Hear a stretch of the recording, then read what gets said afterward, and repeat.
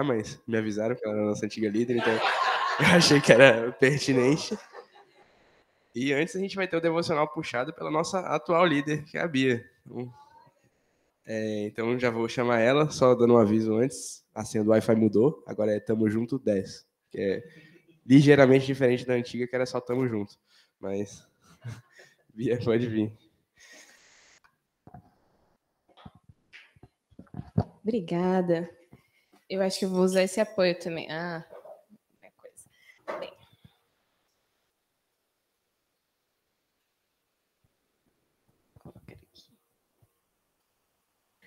Bom, gente, acho que alguns de vocês acompanharam. Bom dia para quem não dei bom dia, não tinha visto ainda. Acho que vocês acompanharam pelo WhatsApp, pelo Instagram, que o tema do nosso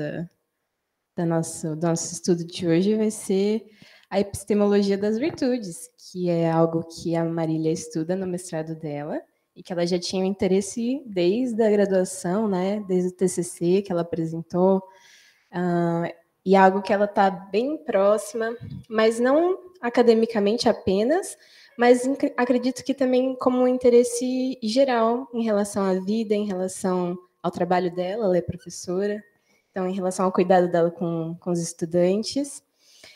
E quando eu estava me preparando para o estudo, eu comecei a me perguntar o que é uma pessoa virtuosa. E a gente pode se perguntar, né? Quando a gente pensa numa pessoa virtuosa, como que a gente definiria essa pessoa?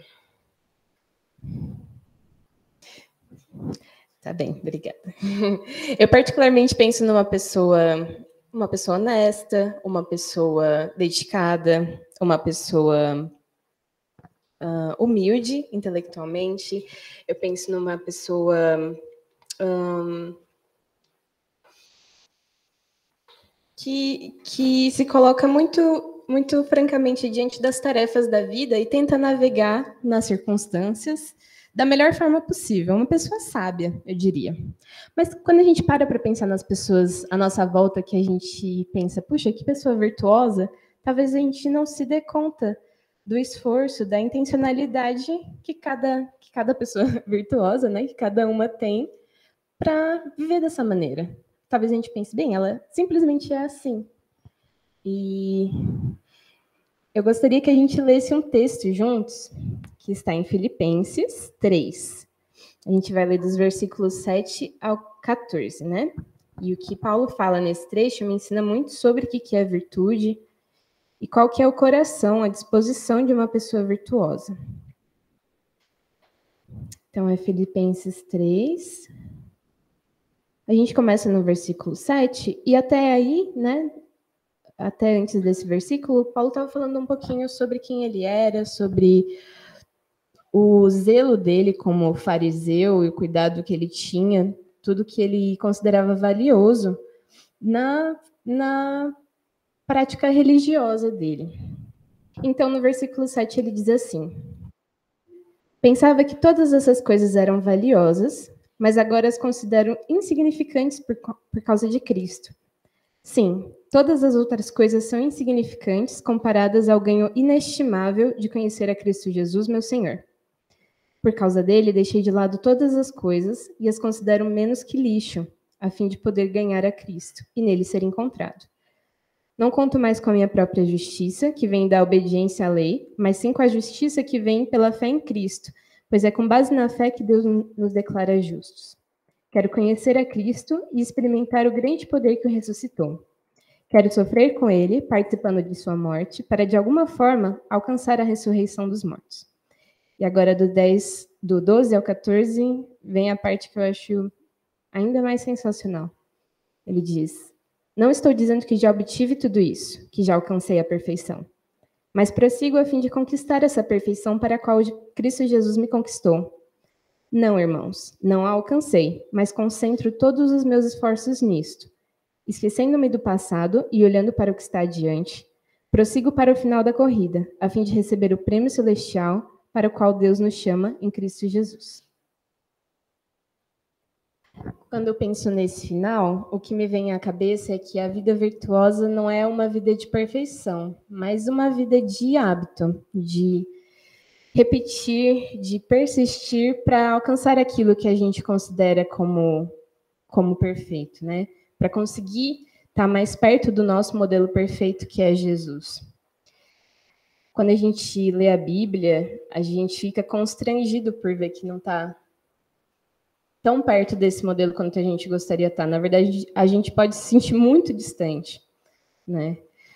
Mas as pessoas virtuosas, elas não nascem prontas. Elas são moldadas pela prática e são guiadas pelo Espírito Santo. E eu acho que isso me traz muito conforto. Então, a minha oração é que, assim como a Marília vai apresentar para a gente, que a gente busque uma vida virtuosa dessa forma, né? E que a gente se deixe ser tomado e ser guiado pelo Espírito para alcançar isso. Então, gostaria de orar com todo mundo, antes da gente começar e antes de passar a palavra para você, Má. Senhor Deus, eu te agradeço muito, Senhor, por esse momento. Te peço, Pai, por sabedoria, Senhor, por mente aberta e por coração aberto, para a gente poder aprender com a Má, para a gente poder receber essas palavras e, Senhor, que elas não fiquem apenas na nossa mente, mas que reverberem no nosso coração. Esse é meu pedido, Pai, para todos os estudos, que essas palavras lancem raízes profundas, Pai, e que a gente possa ser abençoado pelo que a gente aprende juntos e possa também abençoar as pessoas à nossa volta, Senhor. Te peço, Pai, pelo coração da Má. Obrigada, Senhor, porque ela dedicou tempo e energia para estar aqui com a gente, para preparar esse momento tão especial. Te agradeço porque eles tiveram uma boa viagem até aqui, Pai, e te peço para que Tu cuide de nós nesse dia, que a gente possa ter um momento de comunhão muito especial, Pai. Em nome de Jesus é que eu te peço e também te agradeço. Amém. Amiga, com você.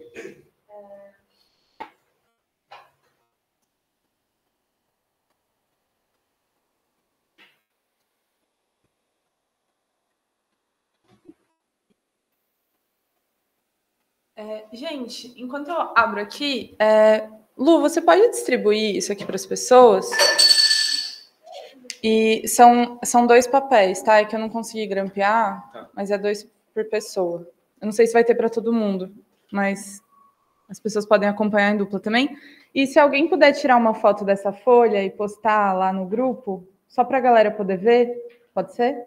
Porque eu tentei achar a versão PDF, mas eu acho que está em outro computador. Tá entregando as 2? Tá.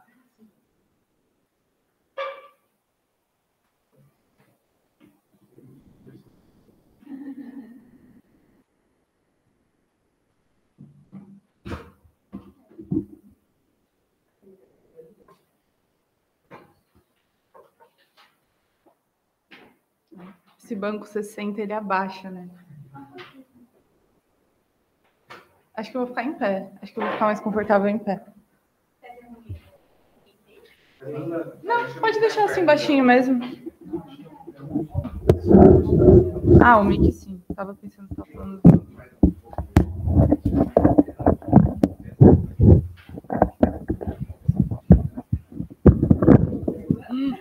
Meu Deus.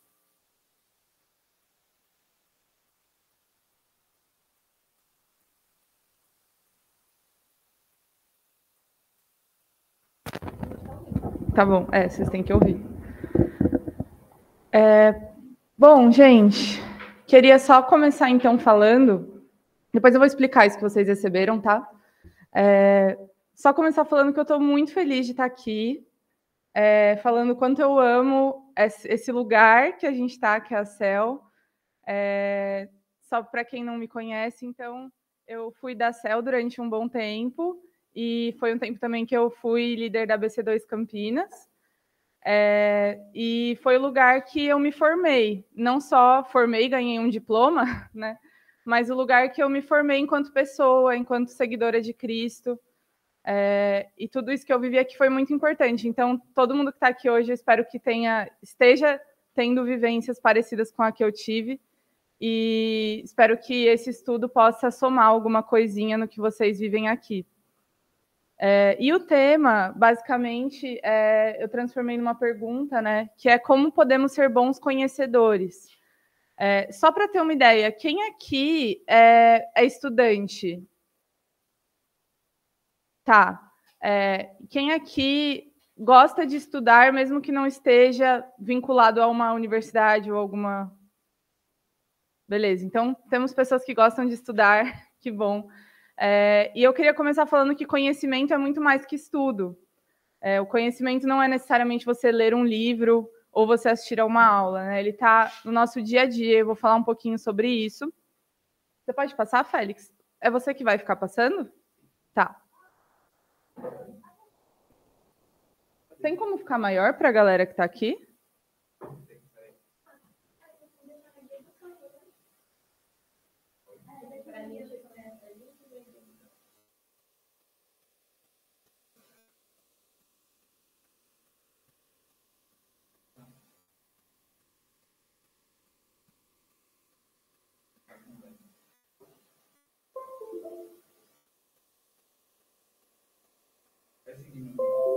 Tá, é que eu só preciso do próximo slide para seguir.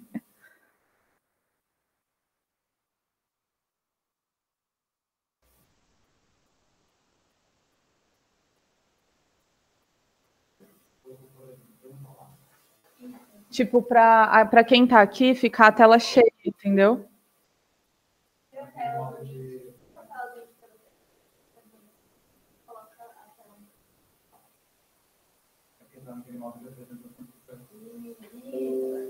Aí você pode deixar grandão, tipo, clicando aqui, ó. Isso. Pode voltar um slide? Isso. Vai, um para frente. Eu posso fazer isso? Perfeito. Ótimo. Ótimo. Então, para a gente começar a reflexão, eu trouxe uma citação do Pascal, que está presente num livro do Peter Harrison, que fala sobre a queda do homem e o nascimento da ciência moderna. Vocês já estudaram um pouquinho do Peter Harrison, então podem puxar na memória tudo que vocês viram sobre como nasceu a ciência e vamos pensar um pouco sobre essa frase especificamente. Ele diz assim, vou ler do meu computador que é mais fácil. Nós desejamos a verdade, mas encontramos apenas incerteza dentro de nós. Esse desejo é deixado em nós, em parte para nos punir, em parte para nos fazer perceber de onde caímos. Lá naquela época do Pascal, estava acontecendo um momento histórico-filosófico em que a ciência estava surgindo e tinha um ideal de ciência que era para retomar um conhecimento de Adão, um conhecimento adâmico. E o Francis Bacon e o Blaise Pascal tinham muito forte essa concepção de que o conhecimento que agora a gente está adquirindo é para voltar a um estado pré-queda, que é um estado em que há um conhecimento pleno. Então, a queda afetou não só a parte moral, mas a própria cognição do homem. Então, eles tinham esse ideal. E eu acho que a gente pode discutir isso teologicamente, mas eu vou deixar isso para os teólogos. Mas o que é importante aqui é que eu, particularmente, acho que uma das consequências da queda e do nosso estado de seres humanos é que conhecer não é nada fácil, gente. Ler um livro não é fácil, assistir uma aula não é fácil, mas também não é nada banal o fato da gente olhar para o ambiente que a gente está agora e conseguir saber que aquilo é uma porta, e conseguir falar que esse chão é branco, e conseguir afirmar que o Lucas está aqui, que a Amanda está aqui. Nada disso é banal. Tudo isso exige um contato cognitivo com a realidade que é o objeto de estudo da epistemologia. E quem estava aqui na semana passada, na semana retrasada, né, viu um estudo muito bom do Ricardo, eu estava vendo pelo YouTube a gravação. Ele deu uma introdução sobre o que é epistemologia e quais são os problemas dessa área do conhecimento. Quem não viu, gente, veja essa gravação, tá excelente. E eu vou partir do pressuposto que um panoramazinho daquilo a gente já sabe, pelo menos. E eu coloquei aqui... Para onde que eu aponto? É para cá?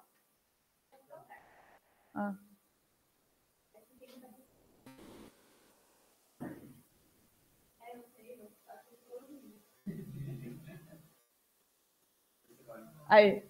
eu coloquei aqui alguns desafios que a gente tem quando a gente precisa conhecer.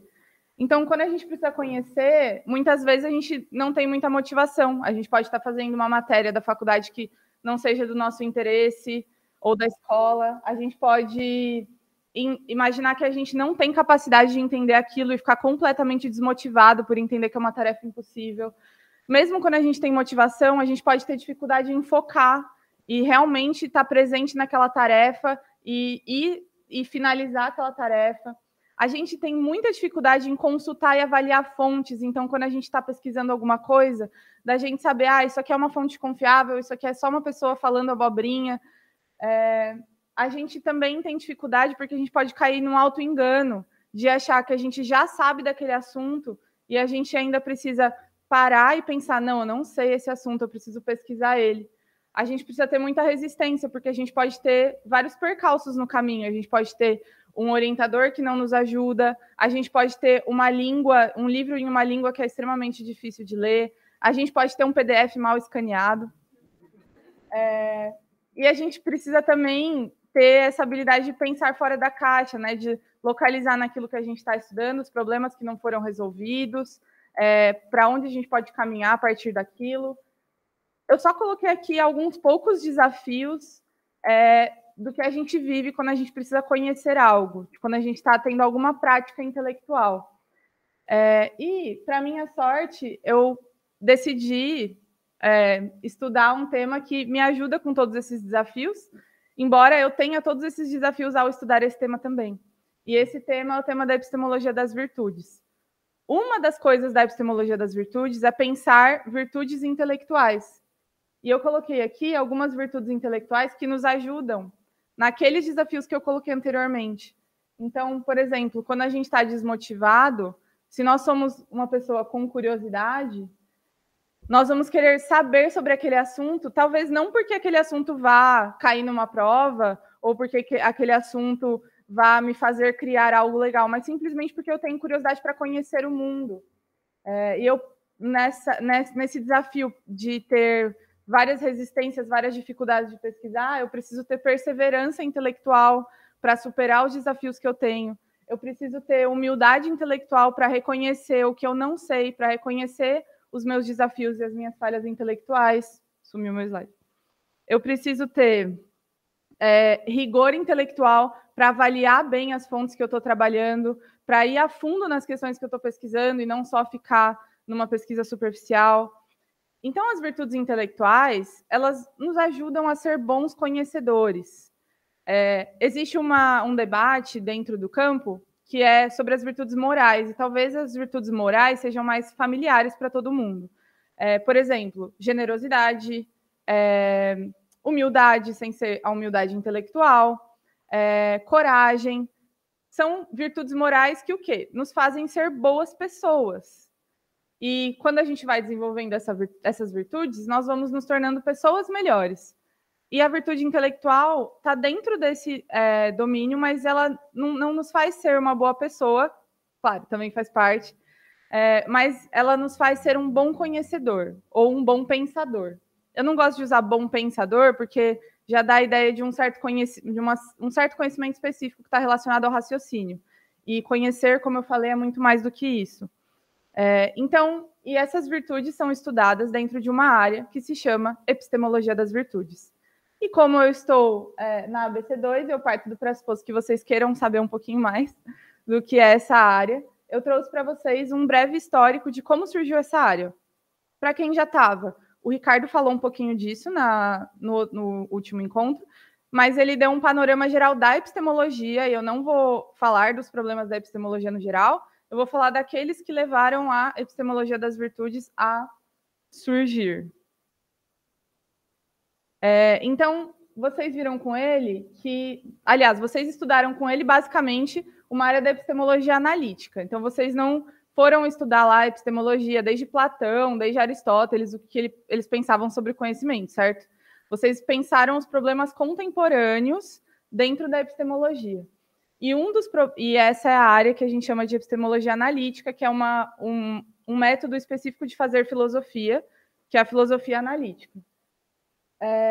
E dentro dessa área da epistemologia, surgiram os problemas de Gettier. Alguém lembra que... Eu vou só perguntar se você lembra, não vou pedir para você explicar. Alguém lembra que o Ricardo falou sobre problemas de Gettier? Tá, então só algumas pessoas lembram, então eu vou fazer um apanhado bem geral, bem superficial. Mas, basicamente, lá no final, na metade para o final do século XX, existia um certo consenso, bem entre aspas, de que conhecimento é uma crença verdadeira justificada. Então, um dos problemas da epistemologia é o que é conhecimento. E aí, os filósofos diziam, e remetendo lá a Platão, inclusive, que conhecimento precisa de crença, então você precisa crer em algo, essa crença precisa ser verdadeira, e essa crença precisa ser justificada. Se você não crê nessa coisa, você não vai ter esse conhecimento. Se essa afirmação é falsa, você não vai ter conhecimento, e se você não tem nenhuma justificativa plausível para isso, isso também não vai ser conhecimento. Então, era esse o consenso que se tinha.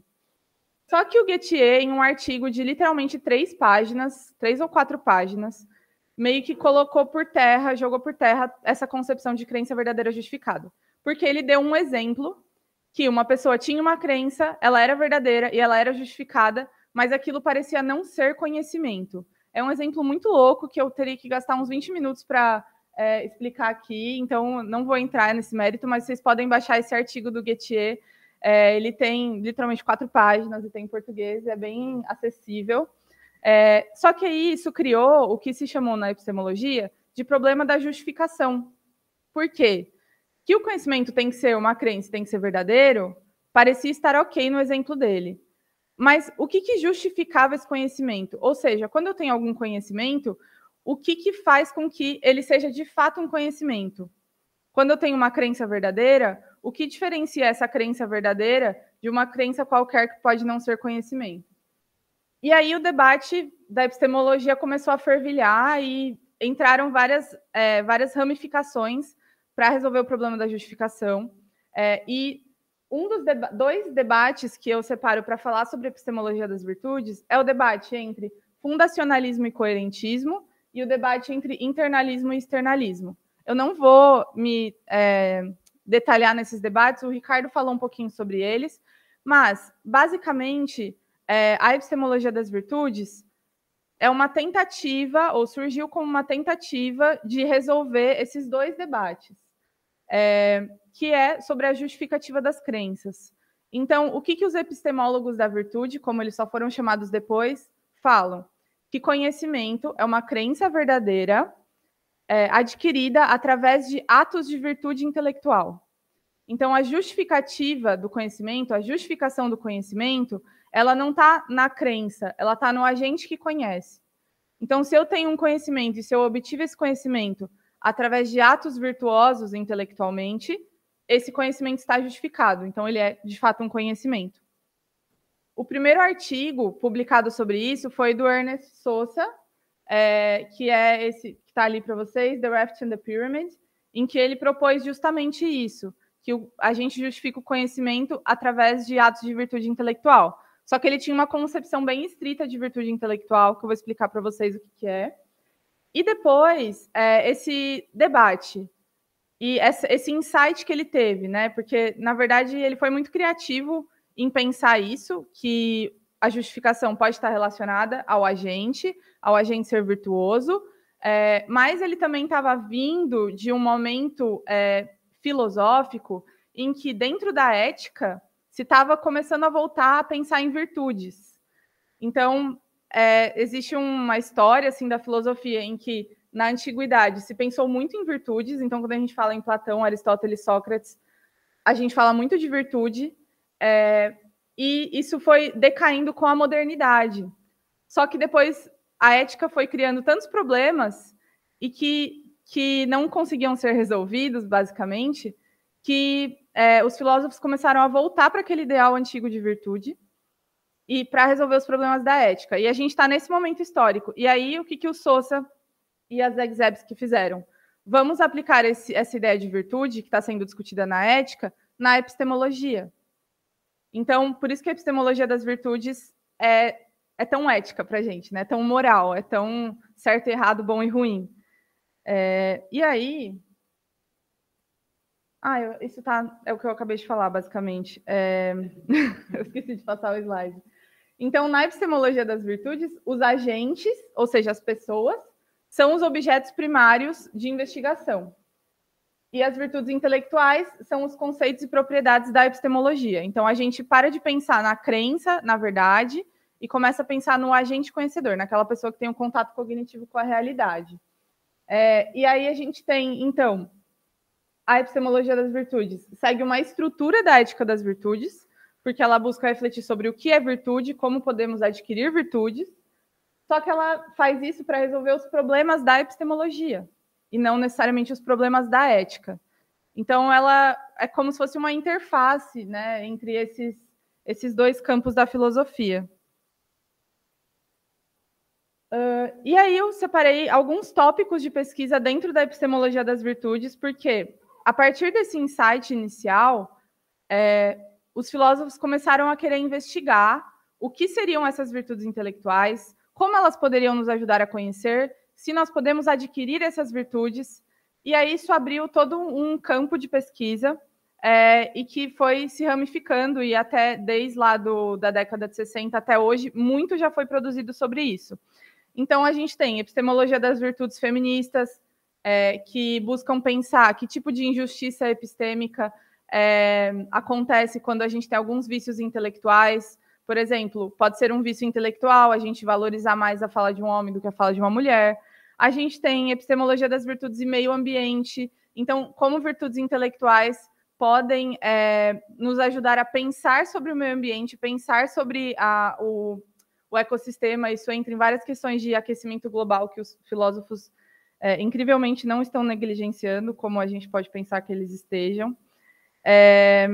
A gente tem a epistemologia das virtudes social. Então, que tipo de virtude a gente desenvolve em grupo? Que tipo de virtude um grupo tem? Será que um grupo pode ter vícios e virtudes? Parece que sim, de acordo com a epistemologia social.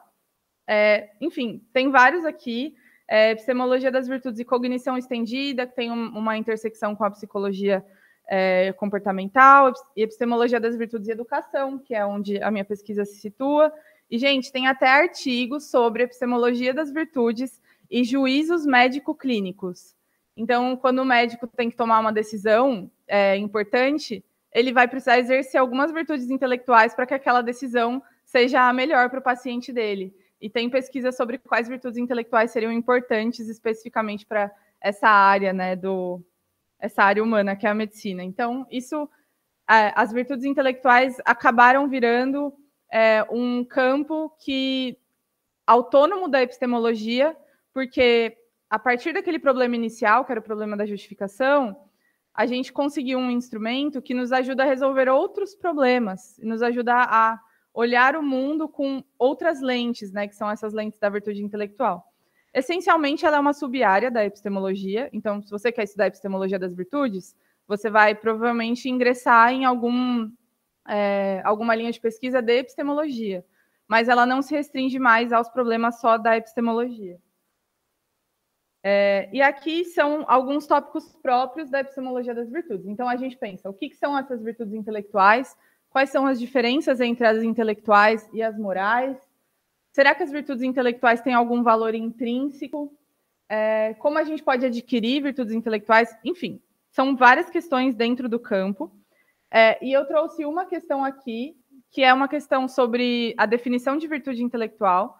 Então, agora, após esse apanhado histórico, eu queria conversar com vocês, então, sobre o que são esses raios de virtude intelectual, né? Vocês estão aí com um papelzinho que tem várias virtudes e várias definições. Essas definições são de um filósofo específico, que é o Jason Behr. E eu queria fazer com vocês o percurso de raciocínio que ele teve para chegar nessas definições, e aí a gente debate um pouquinho elas, tá bom?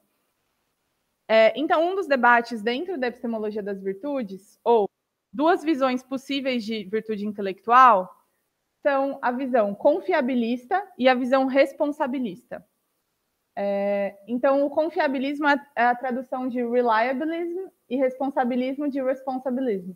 Fica confuso em português, porque os dois começam com R em inglês, então, pelo menos na minha cabeça dá um nó, mas a gente fala confiabilismo e responsabilismo.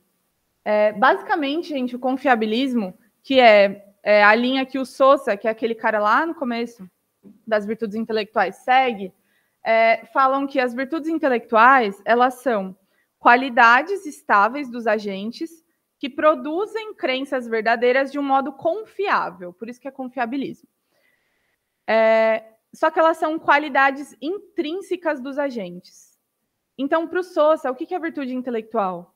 São coisas que como estão no hardware do ser humano. Então, os 5 sentidos, a nossa capacidade de raciocinar, a nossa memória, tudo isso produz crenças verdadeiras. Por exemplo, a nossa visão produz uma crença verdadeira de que essa cadeira está aqui. E se essa crença é verdadeira mesmo, depois a metafísica que vai discutir, não é epistemologia.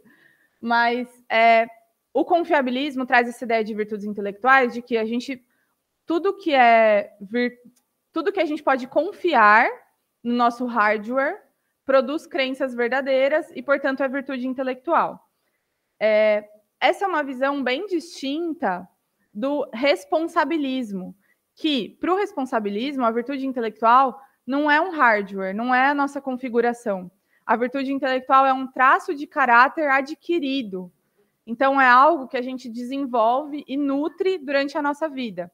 Então, como a Bia estava falando no devocional, humildade intelectual, rigor intelectual, tudo isso, segundo os responsabilistas, seriam virtudes intelectuais. Porque as virtudes intelectuais são responsabilidade, daí o nome, do conhecedor. Então, eu não tenho responsabilidade sobre a minha visão. Por exemplo, eu preciso usar óculos.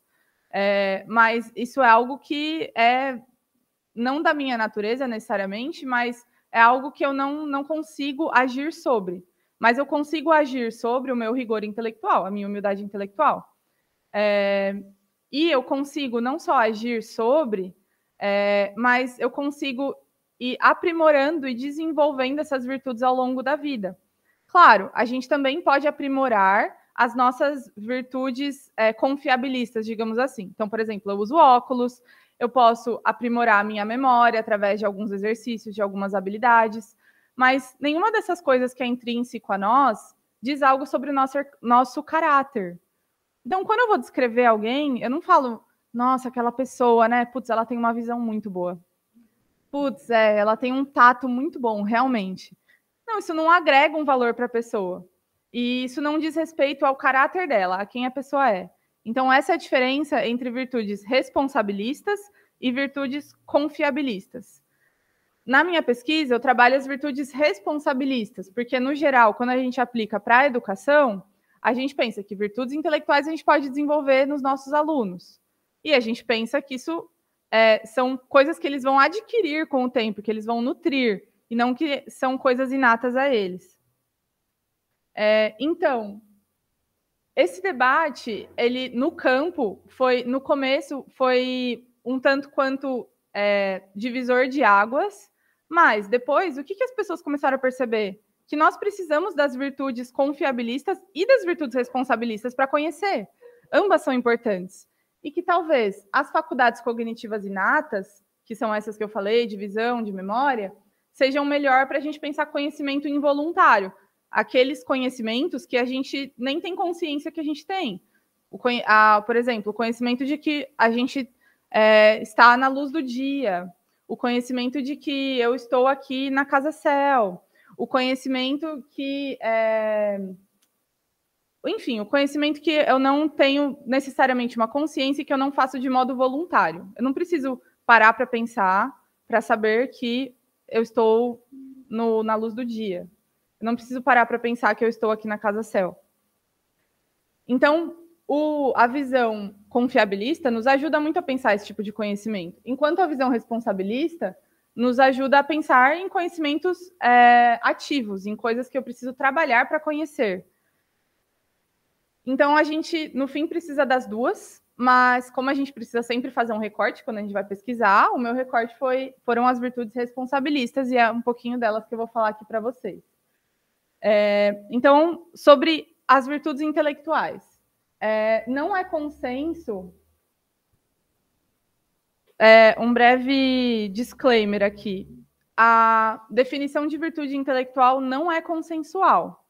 Então, essa é uma questão que os autores têm diversas divergências e que ela difere. É diferente você pensar o que são virtudes intelectuais e o que é cada uma das virtudes intelectuais.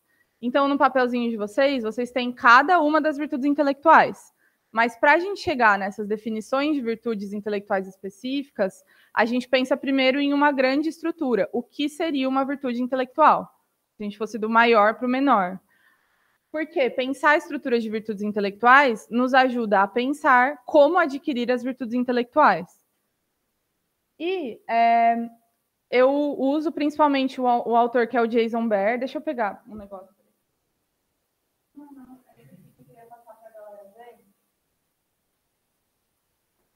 Ai, gente, eu trouxe para me exibir mesmo? Por quê? Não, nossa, amiga. Poxa vida, me deixou no chinelo agora, não tem autógrafo. Não, é porque, assim, todo esse papo de virtudes intelectuais está bem acessível em artigos, livros disponíveis online, em sites russos, enfim, essas coisas. E uma coisa ruim é que tem pouca coisa traduzida. E os livros são muito caros, porque eles têm que vir importados dos Estados Unidos, eles não têm tradução. E aí eu comprei um. Então, eu queria mostrar para vocês. E esse é um livro que não foi digitalizado ainda, não está nas redes.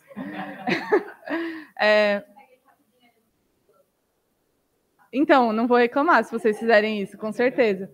Mas é um dos livros mais novos do Jason Behr, que é um filósofo da epistemologia das virtudes. E ele pensa, nesse livro, como educar para virtudes intelectuais. Então, o subtítulo é Um Guia Prático para Ensinar Virtudes Intelectuais. Então, eu queria passar para vocês darem uma olhada, e vocês, sempre que eu pego um livro, a primeira coisa que eu tento ver, não é nem aqui o resumo, né? Mas são os capítulos que ele tem. Porque quando vocês virem os capítulos, vocês vão conseguir ver mais ou menos os problemas que ele tenta resolver, assim, pelo título, né? Então, vou passar aí para vocês verem. E, basicamente, tudo que eu falar aqui é do Jason Behr, não é muito da minha cabeça, tá? E não necessariamente nesse livro, ele tem livros com uma pegada mais filosófica, esse é um livro mais para professores, para educadores que querem já pôr em prática as virtudes intelectuais. Então, começando por o que as virtudes intelectuais não são. Primeiro, que a gente já estabeleceu aqui, segundo a visão responsabilista, as virtudes intelectuais não são as faculdades cognitivas. Então, elas não são o nosso tato, a nossa audição, a nossa visão, a nossa memória, a nossa capacidade de raciocínio. Por quê? Porque as faculdades cognitivas são inatas. A gente já nasce com elas estão no nosso corpo. E as virtudes intelectuais, elas são adquiridas. Outro motivo, as faculdades cognitivas são impessoais, como eu falei, elas não dizem respeito ao valor ou ao caráter de uma pessoa. E elas não requerem agência, elas não requerem um esforço intelectual. As virtudes intelectuais, isso aqui é bem importante, não são talentos. Quando a gente fala que uma pessoa tem uma determinada virtude intelectual, ou que ela tem um bom caráter intelectual, isso não é algo como um gênio que ela nasceu com isso e que ela herdou dos pais ou da família. Não, isso é algo que ela foi adquirindo ao longo da vida. Que o contexto social, que o esforço que ela teve, ajudou ela a desenvolver. E por que é bem importante isso? Porque um talento, nesse sentido inato, ele não requer nenhuma agência. Tem gente que tem um talento artístico, tem gente que tem um talento de escrever música, ou poema, poesia, vai escrever e, sai alguma coisa incrível de lá. E essa pessoa pode não ter passado a vida dela estudando como fazer um bom poema. Mas ela tem essa espécie de dom. A virtude intelectual não é assim. A virtude intelectual, ela pode e deve ser adquirida. Ela requer uma agência, ela requer um esforço da pessoa que conhece. E a virtude intelectual também não é uma habilidade. Tem alguém aqui que é professor? Ou já foi ou quer ser? Tá. Temos uns professores aí. Em determinadas escolas, e está meio modinha agora na educação, falar do desenvolvimento de habilidades socioemocionais, né? Ou habilidades cognitivas. Amiga, é isso aí, você sabe. E as habilidades têm algumas semelhanças com as virtudes intelectuais. Porque a habilidade, ela é adquirida. Para desenvolver uma habilidade, a gente precisa trabalhar para isso. Então, se eu quero ter a habilidade de ser uma boa motorista, eu preciso dirigir. Senão, eu não vou nunca conseguir ser uma boa motorista. A habilidade, ela requer uma agência. Eu preciso me esforçar para isso. E a habilidade, ela também diz algo sobre quem você é, porque você se esforçou para fazer aquilo. Ela agrega um valor para você. Mas, então, qual que é a diferença entre habilidade e virtude intelectual? Por que a humildade intelectual não é uma habilidade, simplesmente? Porque a habilidade não necessariamente tem uma motivação intrínseca. Então, a gente pode desenvolver uma habilidade com várias motivações. Por exemplo, eu posso desenvolver a habilidade de falar italiano porque eu quero me comunicar com algum italiano, simplesmente. Ou eu posso ter a habilidade de dirigir porque eu quero ser Uber e ganhar dinheiro usando essa habilidade. Eu posso querer desenvolver a habilidade de jogar futebol porque eu quero ficar famoso. Então, a habilidade não tem uma motivação necessária. Cada habilidade tem uma motivação. E o que é importante da habilidade é que se você perde essa motivação, a habilidade também vai acabar sumindo. Então, se eu tenho a motivação para ser eu tenho a motivação para ter a habilidade de dirigir, que vai ser trabalhar com isso. Se eu perco essa motivação e paro de praticar essa habilidade, eu vou meio que desaprender a dirigir. Isso acontece, né? Não sei quem já dirigiu carro automático e carro... Como chama carro não automático? Carro manual? Gente, claramente eu dirijo um carro manual, depois a gente pode fazer um tour pelo nosso carrinho lá. Eu só não sabia o nome. Mas se você para de dirigir carro manual e vai dirigir carro automático, é muito difícil depois voltar para o manual. Porque se você para de praticar, a virtude a habilidade vai desaparecer, você vai perdendo essa habilidade, você precisa constantemente exercitar. A virtude você também precisa constantemente exercitar, mas a virtude tem uma motivação específica.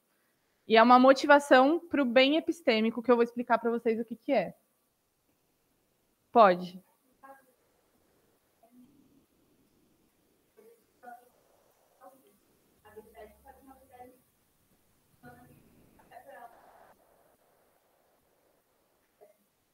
Sim, Não, fala a última frase de novo.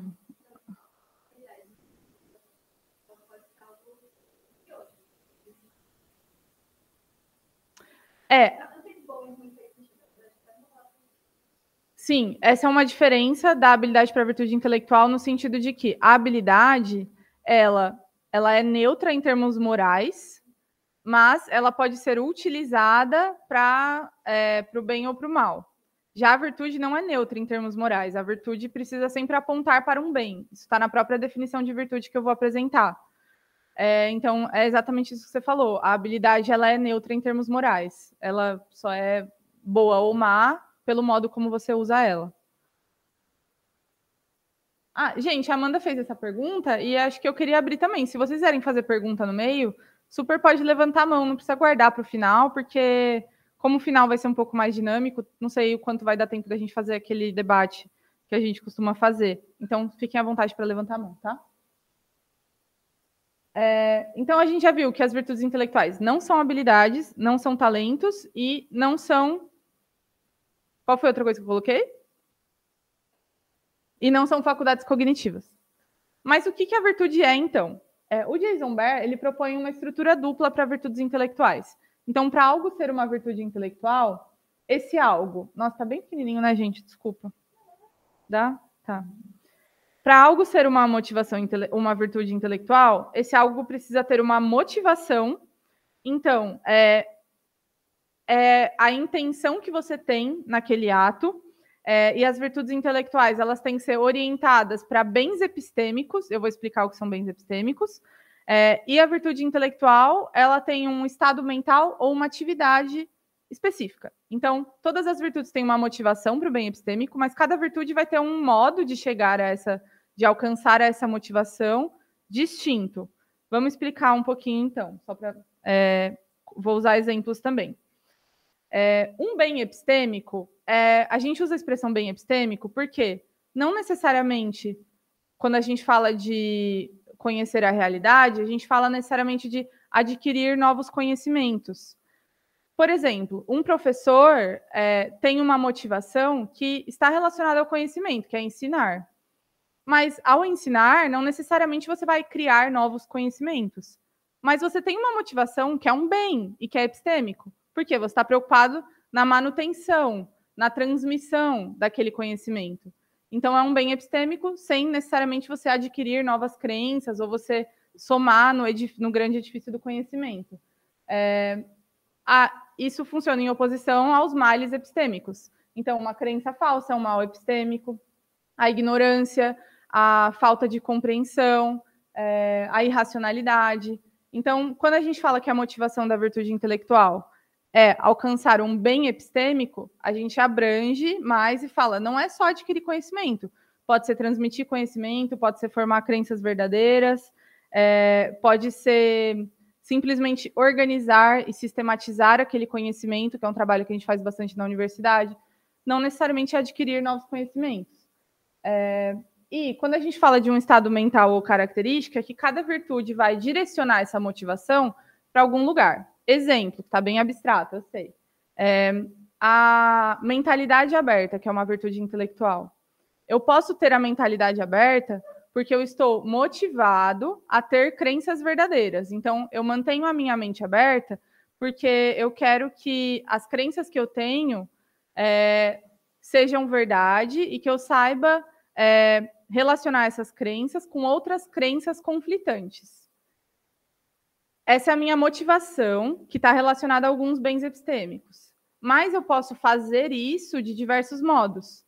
Então, eu posso fazer isso tendo uma escuta ativa quando eu converso com alguém que pensa diferente de mim. Eu posso fazer isso lendo um livro que eu já sei que vai discordar um pouco das crenças que eu tenho. Eu posso fazer isso pesquisando pontos de vista opostos ao meu. E assim com cada virtude. Todas elas têm uma motivação para algum bem epistêmico, mas cada uma tem uma atividade específica. Eu vou fazer cada uma de um jeito. Se, por exemplo, outro exemplo para a gente pensar, a virtude do rigor intelectual. A minha motivação é sempre o rigor intelectual é definido por querer conhecer sempre mais fundo, de não aceitar respostas superficiais. Por quê? Porque eu quero que o meu conhecimento e que o conhecimento que eu esteja fazendo a manutenção naquele momento seja um conhecimento que diz respeito às questões últimas, que diz respeito a algo extremamente profundo e não só uma resposta superficial. Mas eu posso fazer isso de diversos modos também. Eu posso fazer isso questionando cada vez mais as pessoas com quem eu estou conversando, eu posso fazer isso através de uma pesquisa de laboratório, eu posso fazer isso lendo um livro, eu posso fazer isso com uma entrevista. Então, cada atividade, cada virtude tem a motivação para o bem epistêmico e uma atividade específica. Essa parte ficou claro? E essa motivação é o que vai te levar a praticar aquela habilidade. Então, se eu tenho uma motivação para fazer alguma coisa, isso provavelmente vai me levar a buscar alcançar aquela coisa. Para a educação, isso é um problemaço. Por quê? Para a educação, a gente vive num contexto educacional em que os alunos não têm motivação para adquirir o conhecimento. Os alunos não entendem o valor daquele conhecimento ou a utilidade daquele conhecimento. Então, eles não têm motivação para desenvolver nenhuma virtude. E pode ser que no percurso escolar eles desenvolvam uma série de habilidades. Pode ser que na escola a pessoa seja extremamente rigorosa, que ela não aceite fontes falsas, pode ser que ela seja uma debatedora incrível, pode ser que ela seja uma oradora incrível, mas se ela não tiver uma motivação para exercer aquilo ao longo da vida dela, ela vai perder essas habilidades todas, porque ela não vai exercer elas mais. Então, isso é um grande problema para a educação e para o valor do conhecimento, né, no geral. Eu passei o slide aqui, não passei aqui. Então, é isso. Essas atividades, elas fluem ou elas estão enraizadas na nossa motivação. Tinha uma foto bem bonitinha de uma raiz de uma planta, não sei se dá para ver. Legal. Aproveita para ver.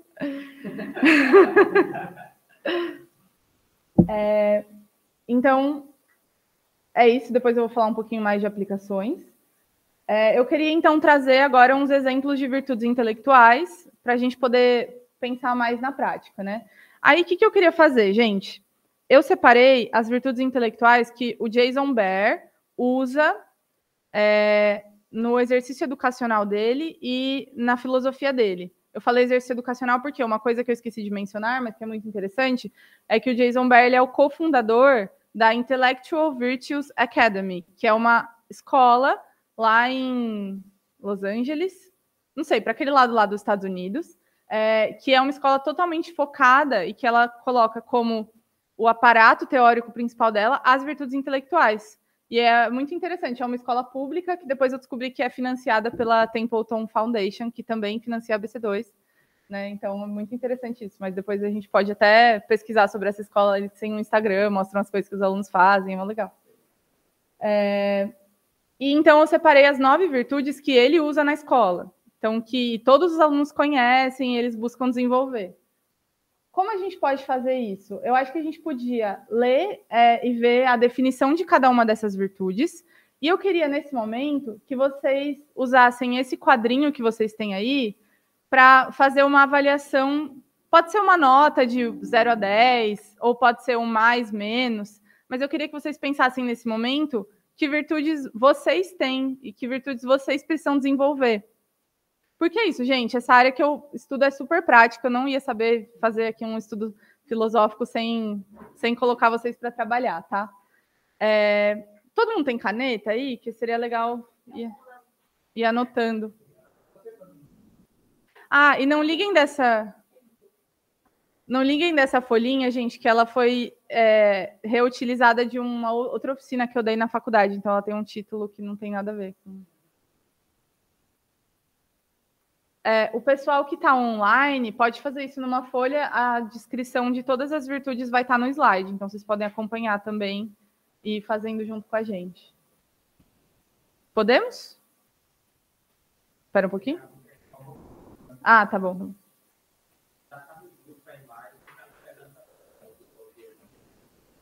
Uau, que eficiência.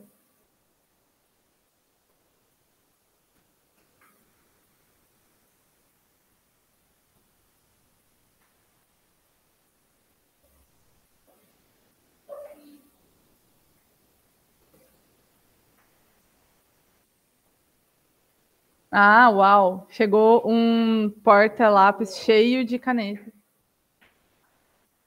Você pegou? Ah, pega um, vai. Gente, o Lucas é meu marido, então depois eu vou corrigir a atividade dele, vou dar uma nota.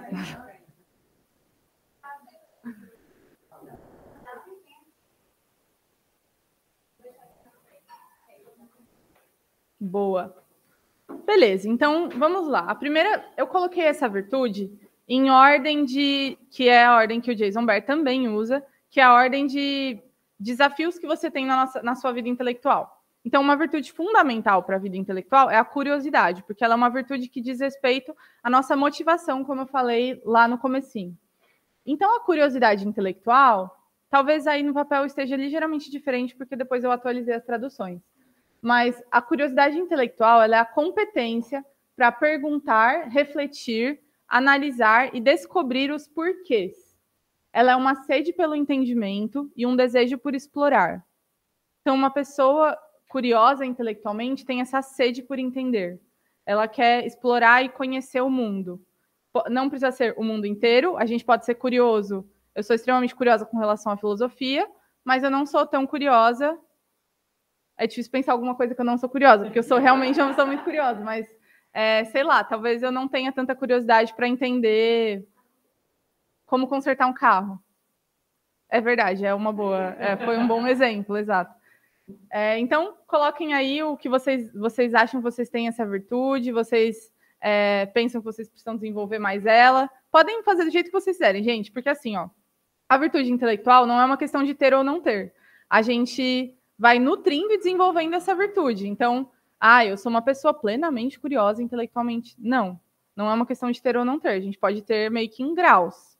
Então, eu sou mais ou menos curiosa. Eu sou curiosa, mas depende muito do assunto. Eu só sou curiosa lá com uma coisinha. Então, é uma coisa que você precisa desenvolver. Conseguiram colocar aí uma notinha, ou um mais, menos? Uma carinha triste, uma carinha feliz? Gente, eu fiquei muito tempo escolhendo essas imagens. Todas elas têm a ver com a virtude, então vejam as imagens, por favor. A humildade intelectual também é extremamente importante, porque se você não sabe, se você acha que você sabe de tudo, você não vai querer saber mais de nada. Então, ela é uma disposição para assumir suas próprias limitações e erros intelectuais. Ela é uma despreocupação com o status ou prestígio intelectual. Um exemplo, eu tenho um aluno na minha escola que ele é incrível, é um dos melhores alunos assim da turma, porque ele gosta muito de filosofia. E todo final das minhas aulas eu pergunto para eles, sempre faço isso, quais foram as coisas que você tirou de letra e quais foram os desafios. E esse aluno sempre fala que ele não teve nenhum desafio. Aí eu fico, gente, não é possível, a gente passou aqui 2 horas discutindo a filosofia de Foucault. Não é possível que seja sem nenhum desafio. E aí, como eu já tenho esse olhar, que eu percebo que ele é um aluno curioso, que ele é um aluno que gosta de filosofia, que é rigoroso intelectualmente, mas que ele não tem humildade intelectual, porque ele não consegue reconhecer os desafios que ele mesmo tem. E isso pode prejudicar ele em diversos sentidos, porque ele pode, depois daquelas aulas de 2 horas de Foucault, foi difícil, gente, dar essa aula, ele pode pensar, ok, agora eu já sei tudo de Foucault, e não preciso mais estudar sobre Foucault. Então, a humildade intelectual é extremamente importante nesse sentido. A próxima virtude, que é uma virtude que eu tenho estudado mais na minha pesquisa, é a da autonomia intelectual. A autonomia é uma capacidade de pensamento ativo e autodirigido e de navegar com segurança no mundo do conhecimento. Isso é um tequinho a mais do Jason Behr, porque o Jason Behr ele pensa autonomia num sentido que eu estou tentando não pensar, que é num sentido individualista. Então, eu sou uma pessoa autônoma quando eu defino as minhas próprias regras, eu penso por mim mesma, por eu mesma, eu questiono as regras que são me impostas, mas quando a gente pensa num conhecimento que é construído socialmente, que é o tipo de conhecimento que a gente tem, ninguém consegue ser 100% autônomo nesse sentido. Eu não consigo fazer uma investigação, seja de química, seja de teologia, seja de filosofia, sem conversar com outros autores, sem ler algum livro, e tudo isso requer que eu esteja inserido em uma comunidade. Mesmo que eu não esteja num grupo de pesquisa, eu preciso entender o que as pessoas daquela tradição filosófica estão falando. Então, 100% autônomo ninguém é. E eu coloco que ela é uma segurança para navegar no mundo do conhecimento, porque se a gente é autônomo, a gente sabe mais ou menos para onde ir e para quem pedir ajuda.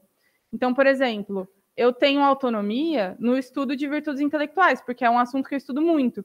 Então, quando eu vou pesquisar sobre isso, eu sei os problemas de pesquisa, eu sei que sites usar, que autores são bons, que autores não são tão bons. Então, tenho uma certa autonomia intelectual nesse campo, mas eu estou fazendo isso comunitariamente, porque eu estou usando autores, eu tenho que, preciso que pessoas leiam o meu trabalho, e eu posso não ser tão autônoma no campo da química, que se eu for estudar qualquer coisa de química, eu não vou fazer ideia de onde procurar. Então, a autonomia também, ela difere, tá? De acordo com diferentes campos que você está. Então, para fazer isso, você pode pensar, que campo eu gosto muito? Será que eu já sou autônoma nesse campo? Ou você pode pensar num sentido geral. Será que eu sou autônomo para estar na universidade? Eu tenho autonomia intelectual para saber que bibliotecas eu tenho que ir, quais são os temas de pesquisa dos professores? Pode falar.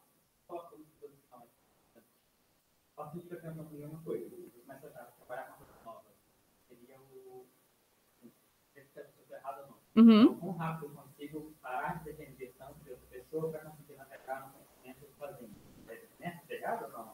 Mais ou menos, porque você sempre vai depender de outra pessoa. Então, não é o quão rápido... agora ele já fez a pergunta. Se você quiser pegar... Só para também as pessoas entenderem a pergunta. A autonomia não é necessariamente sobre o quão rápido você consegue ir sem ajuda, mas o quão disposto você está a pedir ajuda e o quanto você sabe a quem pedir ajuda. Então, quando os meus alunos me perguntam o que é autonomia, e na minha escola a gente fala muito de autonomia, eu falo, autonomia é saber quando pedir ajuda. Porque você sabe, até aqui eu não consigo, mas eu sei quem pode me ajudar nisso. Eu sei quem vai ter alguma resposta para isso. Você entende? Porque de ajuda a gente sempre vai precisar, especialmente quando a gente fala de conhecimento. Que o conhecimento ele não é construído sozinho, né? Ninguém constrói... Eu entendi, mas eu ainda não sei como autoavaliar isso. Como autoavaliar? Por exemplo, se você é uma pessoa que, quando você está tendo uma dificuldade de estar na graduação, o que você faz? Matemática, eu estou no doutorado. Doutorado de matemática. Então, por exemplo, se você está lá pesquisando no seu doutorado e você está lendo diversos textos ou fazendo contas, sei lá, que você não está conseguindo, você não está entendendo nada, só que você fica semanas naquilo tentando fazer sozinho, sem chamar seu professor, sem chamar seu colega de pesquisa. Então, você é um vício de autonomia. Para mim, ficou um pouco visto com a humildade. Assim, eu não sei até que ponto eu entender que eu não vou conseguir fazer isso sozinho, e até que ponto eu me esforçar para fazer isso sozinho. Entendeu a minha dúvida da interseção? Sim, mas é isso. Acho que a autonomia, ela é justamente... as virtudes são extremamente relacionadas, né? Então, quando você entende que tem algo que você não consegue, se você só tiver humildade intelectual, você pode entender e você pode nem saber como resolver aquilo. Aí você para. A autonomia ok, agora eu vou pedir ajuda. Exato, e você sabe para quem, como, quando. Entendi. Beleza. Pode falar. O que eu acho que me ajuda bastante a pensar sobre isso é muita questão de maturidade, eu acho. Pelo menos quando eu entrei na facul, eu tinha uma ideia talvez um pouco, não sei, positivista do conhecimento, tipo assim, eu vou conhecer plenamente, vai dar tudo certo o tempo inteiro. E acho que conforme eu fui amadurecendo, eu fui ficando mais, tipo, eu fui entendendo melhor que realmente, tipo, tinha horas que eu ia precisar pedir ajuda e tava tudo bem, que era esperado que eu precisasse pedir ajuda, e que a gente, tipo, o conhecimento, ele é um empreendimento coletivo, ele é um empreendimento, tipo, isso que a gente está fazendo aqui, ele é adquirido, que nem você falou no começo, né, de o grupo ter virtudes também. Então, para mim, eu acho que foi muito um processo na minha maturidade. Eu estava até escrevendo na folhinha aqui, eu acho que depois que eu entrei na faculdade, eu comecei a participar da BC2, eu fui amadurecendo a minha fé, foi um negócio que cresceu bastante, assim. Sim, e é bom esse comentário, gente, porque percebam que a autonomia, ela requer algum conhecimento sobre aquele campo que você é autônomo. Então, por exemplo, como eu falei, eu não tenho autonomia na química, porque eu posso até ter humildade intelectual para reconhecer que eu não sei nada sobre a química. Só que, agora, se eu quiser de fato saber sobre a química, eu vou precisar ter uma mínima autonomia para saber, eu posso conversar com o Alden. Então, quanto mais eu entender de química, mais eu vou desenvolver minha autonomia naquele campo. Deu para entender? Mas é uma virtude extremamente complicada, gente. Ela realmente... Eu imaginei que fosse dar uma travadinha, porque é difícil a gente entender a autonomia nesse sentido mais social, porque quem já estudou um pouquinho de filosofia sabe aquela frase lá aquele texto lá do Kant, que é o que é esclarecimento, e ele fala que o esclarecimento é você sair da menoridade e é você não depender de outrem. Então, é você não depender de ninguém e você não ter nenhum tutor, você ser completamente individual, né? Você ser e a gente tem essa ideia que vem da modernidade, né? Do ser humano individual que vai conseguir sozinho. Só que quando a gente olha para a realidade, a gente vê que não é bem assim. Bom, essa aqui é complicadíssima também.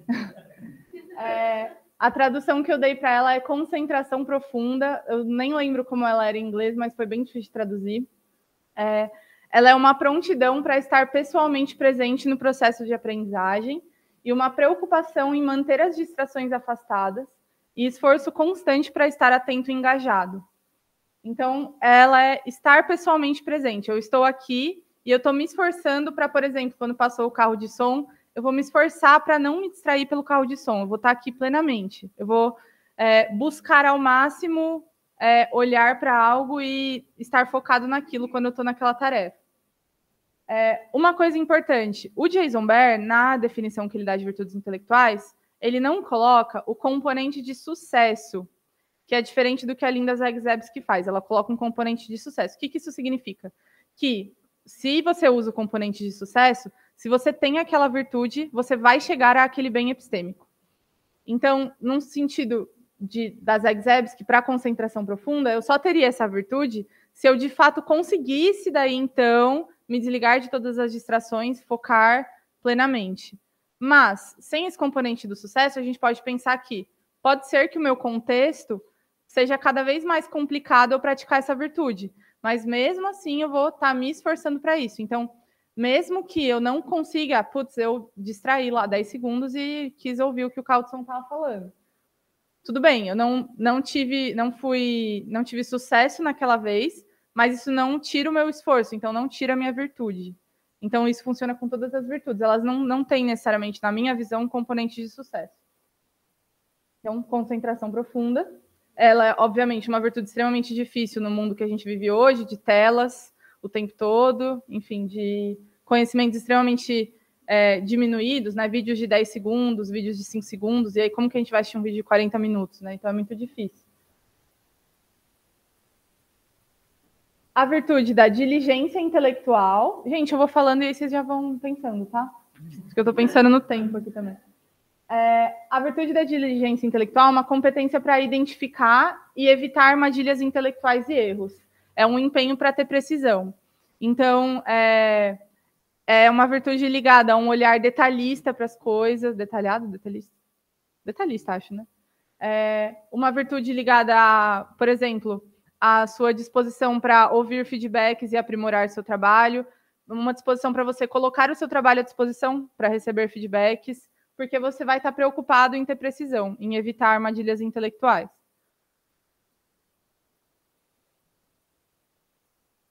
O rigor intelectual é uma competência para fornecer explicações e compreensão profunda e uma insatisfação com respostas superficiais.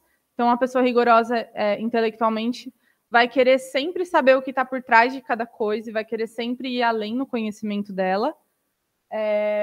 E talvez ela precise de outras virtudes para saber como fazer isso, mas ela vai ter a disposição para fazer isso, ela vai buscar fazer isso.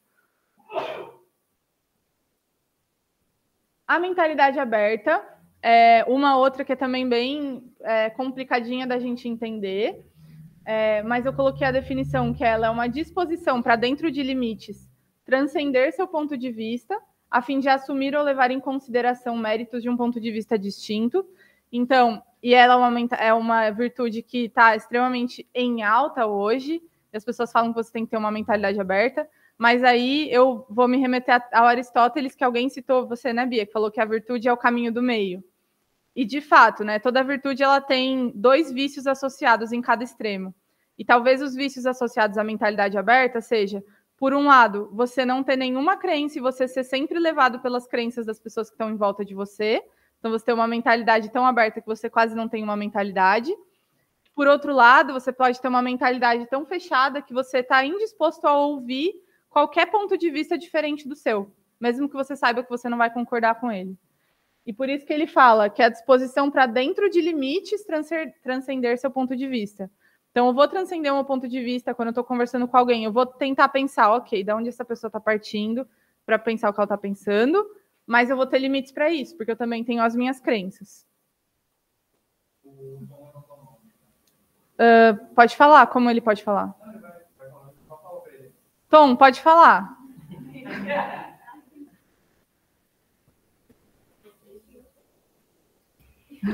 Foi engano. Foi engano. Eu não levantei a mão, não. A mão levantou sozinha. Ah, tá. Gente, alguém pode pegar um copinho de água para mim? A Marília fez um comentário.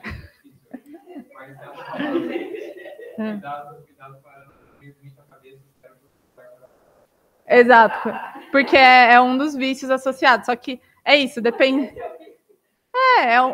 É literalmente, porque você tem uma mentalidade tão aberta que você não tem as suas crenças basilares, você não tem as coisas que você está disposto a negociar e não está, e você pode ser extremamente sempre levado, né, ao seu contexto.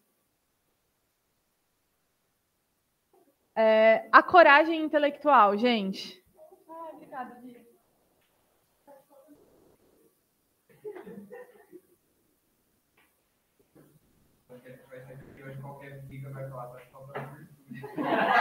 Mas sempre que eu falo sobre virtudes intelectuais, depois isso vira uma piada. Tipo, aquela pessoa não tem tal virtude, tipo, acaba ficando assim no vocabulário.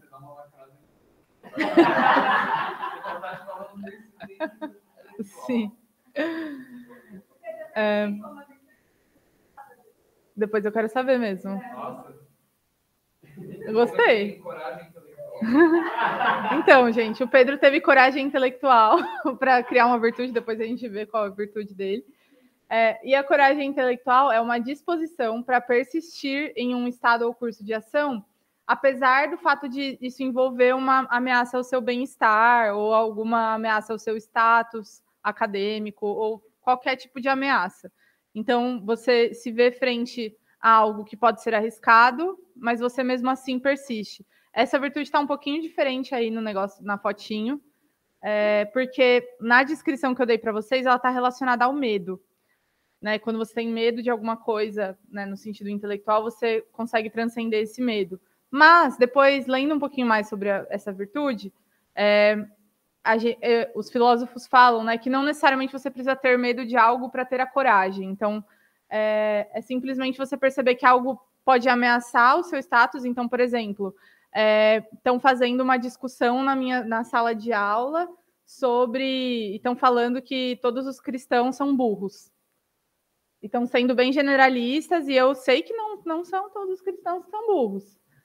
Só que se eu levantar a mão e debater sobre isso pode ameaçar o meu bem-estar, os meus amigos. Mas, ao mesmo tempo, isso vai levar eles a chegar numa verdade, que é um olhar mais atento para o que é o cristianismo, para a realidade das igrejas e tudo mais. Então, eu vou ter essa coragem de pensar mais no bem epistêmico do que no meu bem-estar. Então, ela está relacionada... Foi só um exemplo, tá, gente? E cada um pode avaliar em determinadas situações quando vale a pena discutir ou não também. Não precisa sempre ser corajoso intelectualmente, né? Nesse sentido mais extremo do exemplo. Acho que essa é a última, que é a persistência intelectual, que é uma competência para aceitar desafios que requerem muito esforço e uma motivação para superar as barreiras, né? Um foco no alvo que você quer, naquele conhecimento que você quer chegar ou naquele bem epistêmico que você quer chegar. E você se mantém e fica persistente, apesar dos obstáculos que vão aparecer no seu caminho. O obstáculo pode ser qualquer obstáculo, gente. Pode ser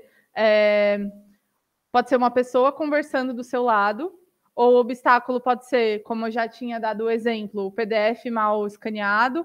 O obstáculo pode ser o fato de você ter que acordar extremamente cedo para ir naquela aula. Pode ser diversos obstáculos, mas se você mantém os olhos no alvo, você tem a persistência intelectual. Eu queria saber, antes de continuar, pelo menos alguma pessoa me falar, depois dessa apresentação das virtudes intelectuais, se acha que tem mais virtudes a desenvolver ou mais virtudes que já tem. Se alguém puder responder para mim.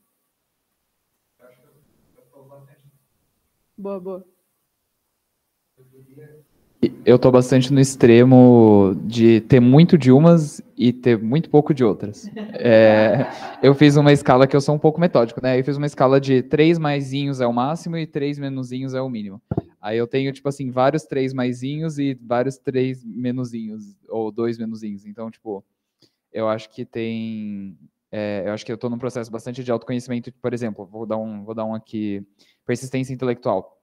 Muitas vezes eu queria insistir em ir atrás de alguma coisa, mas a forma que eu tentava aprender era muitas vezes fazendo tudo sozinho, ou passando por cima das minhas próprias limitações. Então eu ia dormir tarde, ou eu ficava... O jeito que eu estudava era me forçando a prestar atenção de uma maneira que eu ficava tenso, eu ficava ansioso, eu ficava nervoso, e aí isso meio que atrapalhava o desenvolvimento de outras virtudes. Então eu precisei desenvolver algumas virtudes para dar espaço, que nessa florzinha crescer, para outras coisas virem. Então eu sinto que eu estou bastante nesse processo de algumas coisas-chave desenvolvendo para que as outras venham junto, sabe? Sim, muito bom.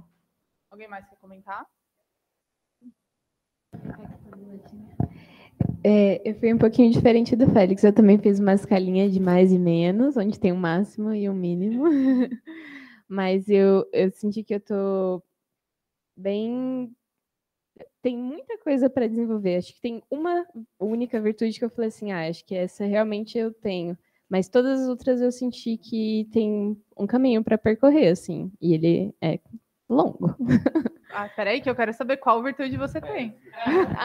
Nossa, eu achei um pouco pessoal. Só se você quiser falar. Eu senti que a mentalidade aberta é a que eu realmente acredito que eu tenho bem desenvolvida. Todas as outras eu acho que dá para melhorar bastante. Principalmente eu senti a questão da coragem intelectual e da autonomia intelectual. Eu acho que eu sou meio medrosa. Boa. Gente, pessoalmente, para mim... fala aí. Você quer fazer uma pergunta? Pode fazer. É comum você ter, tipo, grupos... Se divide em 3 grupos, basicamente. Isso. Grupos desenvolvidos ou é mais, tipo assim... É bem particular cada um? Tipo, eu posso ter uma coisa num grupo muito bem desenvolvido e o resto não? Pode. É comum? Sim, é comum, porque é isso. Como cada virtude tem uma atividade muito específica... É bem específico. Exato, sim. Aqui, particularmente no meu, eu senti que os 2 primeiros grupos eu me sinto mais bem desenvolvido, mas nesse último não. Mas isso também... É bem particular também. Sim, mas isso mostra que você tem uma motivação boa para adquirir conhecimento, só que quando você se depara com desafios, você vai aprofundar esse conhecimento, é mais difícil para você. Sim, então, mas bem normal. pessoal mesmo, entendi. Sim. Tá, legal. Gente, pessoalmente, para mim, foi bem intrigante, porque quando eu vi isso, eu me entendi uma pessoa extremamente curiosa. Tipo, de fato, eu sou muito curiosa com tudo. E a gente estava dando o exemplo do carro, e eu pensei, mas, eu acho que eu até gostaria de entender o funcionamento de um carro. Então, eu sou uma pessoa extremamente curiosa, mas que outras habilidades, outras virtudes, nossa, confundindo, como o rigor, diligência, ou até autonomia, para ir atrás desses conhecimentos que eu quero ter, eu não tenho. Então, eu quero muito saber de tudo, mas eu só vou atrás de saber algumas coisinhas e outras que são muito importantes, às vezes eu negligencio. Posso falar assim? Fala. Já tá funcionando. Eu fiquei pensando, ouvindo a Bia falar, assim, que... e o Félix também. Que algumas virtudes, de fato, ajudam a gente a melhorar a habilidade em outras, assim, né? Tipo, a gente cresce, por exemplo... Crescer na mentalidade aberta, eu acho que com certeza ajuda a gente a crescer na humildade intelectual, por exemplo, que vai ajudar a gente também a crescer na autonomia, porque aí a gente vai saber quando buscar ajuda. Então, acho que nutrindo uma, a gente vai automaticamente nutrindo as outras também. Sim. Isso é da hora. E tem teses mais fortes sobre, porque assim, daí também tem vários debates sobre a relação entre as virtudes intelectuais. Tem autores que defendem, por exemplo, de que sem uma virtude como a curiosidade, eu não consigo ter nenhuma das outras, porque a curiosidade é uma virtude quase plenamente motivacional. E tem autores que falam, não, eu posso ter uma e posso não ter outra. Tem outros que falam, não, preciso de todas, só dá para ter todas de uma vez. Então, é bem debatido isso no campo também. E aí, agora que a gente já viu que a gente precisa desenvolver umas virtudes aí, né, para poder conhecer melhor o mundo, eu queria falar um pouquinho como a gente pode fazer isso, como a gente pode desenvolver e nutrir essas virtudes. E isso eu tenho extremamente aplicado no contexto de educação, tipo, como professora, eu posso fazer os meus alunos desenvolverem essas virtudes, mas eu tentei trazer aqui de um jeito de pensar, tipo, cada um de vocês como pessoa. Então, eu tentei fazer uma transição aí, vamos ver se deu certo. A primeira coisa é a motivação, gente. A primeira coisa é a gente ter uma motivação correta. Se você quer desenvolver virtudes intelectuais porque você quer passar no semestre da faculdade, você vai desenvolver uma série de habilidades, mas você não vai desenvolver muita virtude. Porque depois que você tiver passado, você não vai ter motivação para fazer nada mais disso, depois que você acabar a faculdade, inclusive. E a motivação, ela está muito relacionada ao olhar que a gente tem para a realidade, ao olhar que a gente tem para o conhecimento. Então, eu trouxe uma citação que ela está num contexto que e 2 autores, que é o Robert Roberts e o Jay Wood, que eles, em vez de curiosidade, eles usam a expressão amor pelo conhecimento. E eles falam um pouquinho de por que ter esse amor pelo conhecimento. Então, acompanhem comigo aí. Vale a pena conhecer algumas coisas, mesmo que esse conhecimento não tenha uma aplicação. Então, essa é uma afirmação. E aí ele começa a questionar. Por que vale a pena saber a idade do universo, enquanto não vale a pena saber quantos grãos de areia existem em um determinado centímetro cúbico do deserto do Saara? Por que é mais valioso a idade do universo do que o centímetro cúbico do deserto do Saara? Assumindo que ambas as verdades são inúteis. Por que vale a pena ter um mapa de todo o genoma humano, mesmo fora das aplicações médicas? Por que vale a pena entender os detalhes da evolução de algum organismo? E aí ele responde: o valor da investigação, muitas vezes, gira em torno do valor da coisa a ser conhecida. Os organismos são coisas excelentes e belas por si só. Os seres humanos são gloriosos e importantes. Para nós, Mas, assim como também alguns insetos são gloriosos, o valor dos seres humanos não é simplesmente um assunto humano paroquial, tipo, só da espécie humana. O universo, com todos os seus processos, é digno de respeito. E esse valor dos objetos de conhecimento está ligado ao seu caráter particular, sua complexidade e simplicidade particulares, as particularidades de sua estrutura, composição e função. Então, eles trazem essa ideia de que o conhecimento ele é valioso não pela sua aplicação, pela sua utilidade, mas é pelo objeto de conhecimento. Então, é valioso que eu estude o que é uma mitocôndria, sei lá. Não porque estudar aquilo vai me levar a desenvolver algum fármaco, alguma coisa, mas porque uma mitocôndria é um objeto incrível do universo. E eu posso olhar para aquilo e falar, meu, que coisa engraçada. E eu dei o exemplo da mitocôndria porque, se eu não me engano, essa foto aí é tipo uma foto bem de um zoom de uma mitocôndria. Mas depois você fala, porque eu vi na internet. Enfim. É que eu quis colocar... Sim, é verdade. Mas é que eu coloquei aqui uma foto do James Webb, que ele tirou, eu não lembro exatamente qual que é, e depois de uma coisa enorme, uma coisa tão pequenininha, né? Então, gente, é totalmente o olhar que a gente olha para o mundo. E assim, falando no contexto universitário, eu sei que é muito difícil. Porque, a gente tem que fazer umas matérias chatas pra caramba, né? E que a gente não vê a gente não se sente motivado nem um pouco para estudar aquelas coisas, né? E olhando agora, com esses olhares que eu olho para o mundo, eu me vejo conseguindo, pelo menos tentar, valorizar cada parte do conhecimento e fazer conexões de como aquele conhecimento pode se conectar com uma coisa que talvez me interesse mais. Então, perder um pouco esse olhar extremamente compartimentalizado do conhecimento. Então, por exemplo, eu fiz uma matéria esse quadrimestre da minha faculdade, que, eu achava, no começo eu estava achando extremamente chato, era uma matéria, tipo, que estudava Roma Antiga, filosofia na Roma Antiga, e, tipo, não tem nada a ver com a minha pesquisa, então eu tava mano, que coisa chata. Só que aí, com o tempo, quando eu fui me abrindo um pouquinho para entender mais o que estava sendo falado ali, eu comecei a entender como aquele conhecimento específico era tão grande, e uma pessoa passou a vida inteira dela estudando aquilo. Então, por mais que isso não me ajude na minha pesquisa, eu posso olhar para aquilo e falar, caraca, é verdade, na Roma Antiga eles eram desse jeito, tipo, que coisa louca, né? Então é meio que o olhar que a gente tem para o mundo, e isso está muito ligado também à ideia de maravilhamento. Eu não sei quem já pesquisou um pouquinho sobre maravilhamento, é um conceito muito interessante. Inclusive, tem pesquisas que falam que você ter um olhar maravilhado para o mundo é saudável, tipo, faz bem para o seu bem-estar. Mas o olhar de maravilhamento é esse olhar de humildade perante tudo que você olha, de entender que aquilo é uma coisa grande e importante, você pode entender mais sobre aquilo. Mas depois a gente deixa para outro estudo sobre maravilhamento. Outra coisa importante para desenvolver virtudes intelectuais é a prática. Então, eu trouxe essa citação que talvez quem já leu o N.T. Wright, aquele livro Eu Creio e Agora, se toque alguns sininhos aí. Mas eu trouxe de um filósofo da virtude intelectual. O que ele fala? Que nós tendemos a pensar nossas escolhas como momentos isolados de decisão, em que nós raciocinamos sobre os prós e contras antes de fazer a melhor escolha que podemos, baseado nas informações que temos. Então, essa ideia de que toda decisão que a gente toma, a gente raciocina, a gente avalia, e daí a gente toma a decisão. Mas, na verdade, a maioria das escolhas que a gente faz não são resultados de raciocínio conscientemente deliberados. E se essas pequenas decisões que a gente toma no dia a dia não se acumulassem, isso não importaria muito.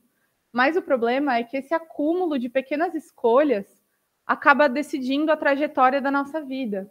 Em outras palavras, a qualidade desse piloto automático da nossa mente é realmente muito importante. Então, que a gente... essas pequenas escolhas, todas as escolhas que a gente toma não vão ter como ser raciocínios conscientes, mas, de algum jeito, todas elas também vão delimitar a trajetória da nossa vida. Então, por que isso é importante para virtudes intelectuais? Caraca, tem um gatinho lá fora. É normal isso? Tipo, passou um gatinho preto ali, ó. Desculpa, eu completamente perdi o foco. Ele já foi, acho que lá no... Cadê alguém para falar? Ali. Então, concentração profunda, não rolou. Então, Por que isso é importante, gente? Porque quando a gente pratica as ações relacionadas à virtude intelectual, quanto mais a gente pratica, mais a gente também vai conseguir desenvolver aquela virtude. Então, se eu, por exemplo, sou uma pessoa que tenho zero mentalidade aberta, eu não estou nem um pouco afim de saber pensamentos diferentes do meu, a partir do momento que eu tenho consciência disso, eu posso tentar, não conscientemente, intencionalmente, escutar pessoas que pensam diferente de mim. Então, isso pode ser uma intenção minha, ok? Então, nesses momentos que eu vou ter contato com isso, eu vou me forçar a ter essa prática. E conforme eu vou desenvolvendo essa prática, eu vou desenvolvendo também a virtude, porque daí, quanto mais eu sei fazer aquilo, mais eu vou querer fazer aquilo também. E aí, foi esse exemplo que eu dei, inclusive, né, da mentalidade aberta. Mas, para isso, você precisa saber quais virtudes intelectuais você precisa desenvolver e quais são as ações relacionadas a essa virtude. Então, o terceiro passo, né, não é um passo porque não é sequencial, né, mas a terceira coisa importante para você desenvolver virtudes intelectuais é você fazer autoavaliações constantes. E isso está relacionado à instrução direta, né, a você saber o que são virtudes intelectuais, quais elas são. E aí, eu coloquei um exemplo de autoavaliação mais detalhada, porque aqui eu fiz bem geral com vocês, por conta do tempo. Mas nesse livro, no livro azulzinho aí do Jason Behr, ele coloca algumas ações de cada virtude e você pode, tipo, olhar para aquilo e pensar o quanto você faz aquilo ou não. Então, por exemplo, a curiosidade. Você frequentemente sai de aulas com questionamentos sobre o que foi discutido? Você sempre se pergunta o porquê das coisas? Você se identifica com essa frase? Eu ainda tenho muito a aprender, isso me deixa animado? Essas são ações relacionadas à curiosidade. Por outro lado, se você sempre pensa que aprender coisas novas é chato, por isso que tem um asterisco, você precisa desenvolver mais essa virtude. Então, ele faz essa autoavaliação lá no livro, ele propõe com várias dessas frasezinhas, mas a gente pode fazer isso intuitivamente, né? Pensar o que é cada virtude e que ação está relacionada a ela. E o último, acho, jeito de aprender é através de exemplos e modelos, que é se cercar de pessoas que tenham essas virtudes, e não só isso, mas também buscar ser exemplo para quem está em volta de você, né? E isso no contexto cristão é bem importante. Se você tem um orientador que tem pouco rigor intelectual e que não pesquisa a fonte direito e aceita qualquer artigo que mostram para ele, talvez seja difícil você desenvolver esse rigor, porque o seu exemplo máximo de pesquisa acadêmica, seu orientador não tem ele. Então, isso é uma coisa que, como alunos, não tem muito o que a gente fazer, mas como professores, pesquisadores, a gente pode buscar ser esse exemplo, por isso que eu quis trazer. E aqui a citação só fala que isso é muito forte na infância, né? Que as crianças aprendem muito mais imitando do que ouvindo, né? Ou simplesmente absorvendo, e é assim também com o nosso caráter intelectual. Conclusão, gente, estou acabando. Desculpa, não vai dar tempo de conversar muito, mas a ideia era conversar durante a apresentação. Eu trouxe uma frase do Martin Luther King, inesperado para mim, mas o Jason Behr traz essa frase, e o que ele fala? Que não é preciso ser um estudioso profundo para ter a mente aberta, nem um grande acadêmico para se engajar na busca assídua da verdade. Então, para ter virtude intelectual, gente, você não precisa ser um professor, você não precisa estar no doutorado, você não precisa estar na livre docência, você não precisa nem estar numa graduação. Mas se você tem esse olhar diferente para a realidade, esse olhar curioso, esse olhar de entender a realidade, seja qual faceta da realidade você queira entender, você pode desenvolver essas virtudes.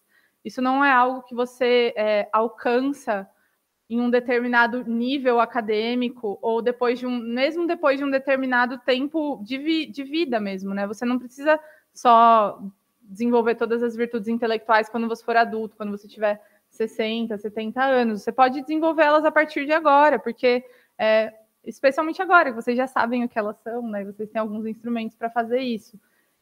E a vida intelectual não é simplesmente para quem está dentro da universidade. A vida intelectual ela é um jeito de olhar o mundo. Ela é um jeito de viver que entende que o mundo, especialmente para nós cristãos, é uma criação de Deus. Então, entender o mundo faz parte do nosso chamado e faz parte de entender quem Deus é também. Mas daí isso também é uma outra aba bem grande. que a gente pode ver mais profundamente em outro estudo. E eu queria deixar só esse convite para vocês depois verem essa folhinha, tomarem um tempo assim para pensarem mesmo em quais virtudes intelectuais vocês podem desenvolver assim. E só como um testemunho também, para mim mudou muito minha chavinha de como viver a universidade, porque eu consigo olhar para as pessoas com esse olhar e ver o que elas precisam desenvolver e onde está isso no coração delas. Porque as virtudes estão muito relacionadas, as virtudes intelectuais estão muito relacionadas à nossa visão de nós mesmos, ao nosso posicionamento entre nós e o mundo, a como a gente enxerga o mundo. Então, isso nos ajuda a ter um olhar mais caridoso, mais detalhado, né, com as pessoas. Então, é isso. Acho que ainda temos 13 minutos. Tá bom. Bom, queria saber, então, gente, se vocês têm algum comentário, como isso tocou em vocês, se ficou alguma dúvida. Alô? Oi? Eu queria saber, eu tenho uma dúvida, você falou sobre motivação. É possível... Quem tá falando? Danilo, eu estou acompanhando pelo áudio, pelo Meeting. É possível a gente conseguir motivar alguém? Ou isso tem que nascer da própria pessoa?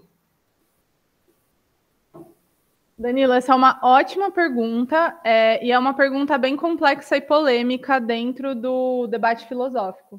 Olha aí, tudo bem? Como eu disse, é uma pergunta bem polêmica dentro do debate filosófico e dentro do debate da pedagogia, porque a motivação dos alunos, inclusive, é um tema grande. Mas, eu particularmente, o que eu penso? Que, para você ter uma motivação, você precisa de uma ferramenta mínima para exercer aquela motivação. Então, por exemplo, como eu vou ter uma motivação para exercer a leitura se eu não sei nem o que é uma letra? Então, para mim, um passo importante para a motivação é você começar aquela prática mesmo sem motivação, porque é como se fosse uma relação meio dupla, assim, né, da prática com a motivação. Então, a primeira coisa que eu diria é isso: se você pratica a habilidade relacionada àquela virtude, você pode ficar mais motivado a conhecer a partir daquela virtude. E outra coisa que eu acho importante é que a motivação se relaciona muito ao olhar que a gente tem para o mundo. E, muitas vezes, e isso é muito comum mesmo, as pessoas nunca refletiram sobre o olhar que elas têm para o mundo. Tipo, as pessoas nunca pararam para pensar: que mundo é esse? Por que eu olho para a grama e eu sei que é uma grama? Tipo, por que tem uma formiga passando ali? As pessoas geralmente não pensam muito nesse sentido mais meio metafísico, assim, né? Mesmo esse olhar. Então, trazer essa reflexão, para mim, também pode ajudar as pessoas a desenvolverem essa motivação para conhecer, essa motivação para valorizar, de fato, o conhecimento. E, por último, só mais um ponto, é que eu acho que isso está... para o cristianismo, isso é bem caro, né? Isso é bem importante. Então, eu diria que o cristão deveria intrinsecamente, assim, só por ser cristão, ter essa motivação. Mas, como eu disse, como a gente nunca para pensar nisso, muitas vezes isso não acontece. Será que responde a sua pergunta? Sim, obrigado pela resposta. Fala aí. Eu queria fazer um comentário e depois também chamar a atenção para o que a Mayra perguntou, deixei ali no chat. Mas eu queria, acho que, puxar do que você falou agora e, de repente, dá para entrar depois na segunda pergunta da Mayra. As duas dela, na verdade, ela colocou que ela queria ouvir mais sobre esses tópicos. Mas, enfim, aí depois você lê aí. Mas eu queria te perguntar sobre a questão muito de uma coisa que é muito cara para mim, assim, sobre o estudo das escrituras na nossa vida cristã e essas virtudes. Porque a Bíblia, de modo especial, é maior do que as outras literaturas, ela forja o nosso caráter moral e ela foi criada e desenhada por Deus dessa forma. E eu sinto que, assim, muito das virtudes que eu precisei desenvolver me foram necessárias para começar a entender melhor a Bíblia.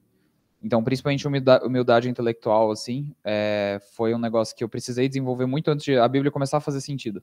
Eu queria te perguntar como é a sua... Talvez um testemunho mais pessoal, não sei como você se sente confortável de responder, mas, assim, como entender essas coisas tem te ajudado, que insights você tem para isso e a nossa relação com a palavra, que é uma relação que é para a nossa vida inteira, né? A vida inteira a gente refletir, aprimorar o nosso conhecimento e entender mais profundamente e enfim, o que vem na sua cabeça, o que você já aprendeu com relação a isso. Me dá 5 segundinhos.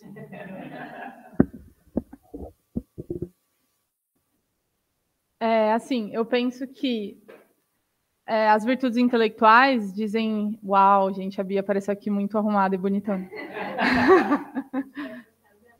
Sim, eu tô ligada. Eu penso que as virtudes intelectuais dizem respeito a conhecer, no geral, tipo, qualquer coisa. Mas sim, elas são especialmente importantes para a gente conhecer a Deus através da sua palavra, né, através da palavra de Deus. E eu diria que elas são um imperativo para quem quer entender a palavra de Deus. E não só elas são um imperativo, como algo que é extremamente necessário, né? Especialmente se a gente pensa assim, na teologia como um todo, como uma área do conhecimento, né? Que tem tanto debate, tanta pesquisa, tanta coisa, né? Então, pensando no sentido teologia, elas são um imperativo, e pensando num sentido disciplina espiritual de ler a palavra de Deus, fazer isso é extremamente formativo para o nosso caráter intelectual também.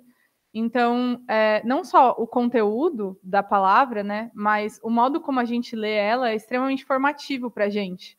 Né? O fato da gente orar, da gente ler em silêncio, da gente ler comunitariamente. Isso tudo, gente, forma muito o nosso caráter. Inclusive, eu não sei se vocês já repararam essa diferença assim na universidade, mas geralmente quem entrou na universidade e teve uma vivência de igreja, tem muita coisa que já está habituado. Tipo, já está habituado a ler um texto e procurar, especialmente tradições, né, tradições cristãs de mais estudo da palavra, mais intelectualizadas, já está familiarizado em ler aquilo e procurar ver a versão original, em ler aquilo e procurar o outro texto que faz referência. Então, tudo isso vai formando muito o nosso caráter, assim. Então, acho que tem esse sentido duplo, que é bem importante. Tá, a Mayra pergunta... É a 2, o ponto 2? Queria ouvir mais sobre isso. Ela colocou vícios como mas também. Tá, vícios intelectuais e exercício das virtudes intelectuais no contexto da comunidade acadêmica. Seria a universidade um ambiente que nos auxilia a exercer essas virtudes, os vícios? Em que tipo de comunidade conseguiríamos desenvolver nosso caráter intelectual? Mas essa é uma ótima pergunta. Eu tenho grandes limitações para responder ela, porque vícios intelectuais daí é uma outra área, né, que está relacionada com virtudes, mas é separada. Tchau. Com vocês. Então, é uma grande área que eu estudo só, tipo, paralelamente, assim, que eu tangencio, mas numa reflexão, assim, bem... Só minha reflexão, sem nenhuma referência, a princípio, a universidade tem diversos vícios intelectuais. Isso a gente sabe, né? Não só a universidade, qualquer comunidade epistêmica vai ter alguns vícios intelectuais. E o problema que eu penso especificamente na universidade é que quando a gente entra na universidade, e acho que você deve pensar bastante sobre isso, né, Má? Parece que a vida intelectual, ela é tipo a última coisa que a gente pensa. Porque, principalmente nesse ato de entrar, né, a gente está tão preocupado com entender, assim, como se matricular numa disciplina. Será que eu preciso levantar a mão para perguntar onde que é o banheiro? Qual é o melhor banheiro para fazer número 2? Tipo, todas essas coisas, elas acabam se sobressaindo à vida intelectual. Então, muitas vezes, a vivência universitária quase que tem um desprezo pelo conhecimento, assim. Parece que só depois de muito tempo na universidade você começa a realmente pensar sobre o conhecimento. E talvez isso seja um vício, precisaria pensar mais, né? E aí, só para explicar um pouquinho também sobre vício, que é uma coisa que eu já falei, mas acho que para ficar mais sedimentado também, é que é isso, nessa concepção responsabilista de virtude, que foi a que eu trouxe, a virtude é sempre o caminho do meio. Então, toda virtude vai ter dois extremos, né? E esses dois extremos são vícios. Então, talvez se a gente fizer um cálculo, a gente tem mais vícios que virtudes, né?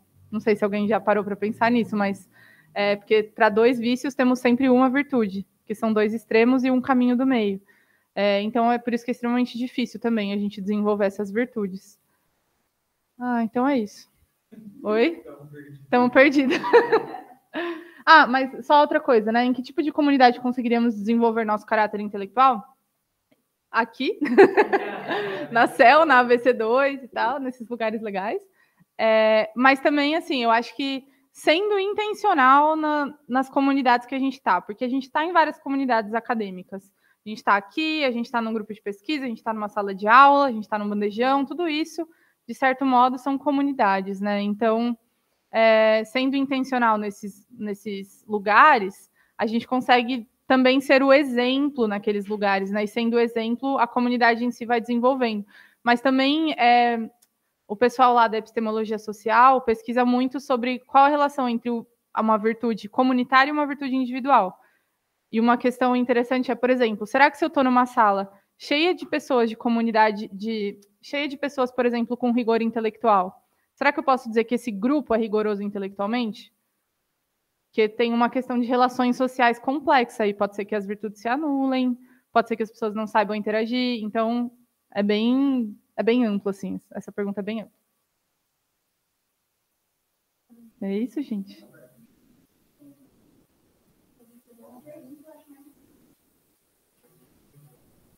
Eu quero saber a sua virtude, Pedro. Palhaçada, né? Palhaçada. Eu ia falar a hora que eu peguei o microfone da outra vez, mas eu esqueci, na verdade. Que eu achei muito interessante, assim, porque esse exercício... Eu vou fazer um merchan para a BC2, né? Esse exercício de analisar se você tem as virtudes e tal, eu já tinha feito no Fundamentos da Vida Intelectual, que é um curso que a BC2 oferece todo ano, que é incrível. Para, Pedro. E aí, refazendo, eu percebi que, de fato, eu cresci muito em muitas coisas, assim. E, de fato, tem muitas coisas que eu ainda preciso trabalhar, mas fazer esse exercício de me autoavaliar de novo a partir desses critérios foi muito interessante, assim. Até de curiosidade, que eu acho que era o que eu menos tinha. Para mim, responder perguntas não é importante, nunca foi. Tipo, eu vivi a minha vida assim, tipo, tem esse problema aqui, tudo bem, a gente passa por cima e continua. Mas, de fato, ter feito o curso, né, e ter me introduzido no tema das virtudes intelectuais, e ser amiga da Marília, e ela fala disso bastante também, de fato, fez com que eu olhasse para essas coisas e pensasse nessas coisas, e eu acho que eu estou melhorando nesses passos, assim. Então, também, esse tipo de comunidade em que a gente consegue desenvolver esse caráter também é a comunidade que, de fato, está interessada em fazer com que a gente continue sendo, né, e avance nas virtudes. Aí a Mayra também falou da travessia, também dá para desenvolver caminhando com a travessia, é verdade, sim, gente. também, aprendi Sigam muito.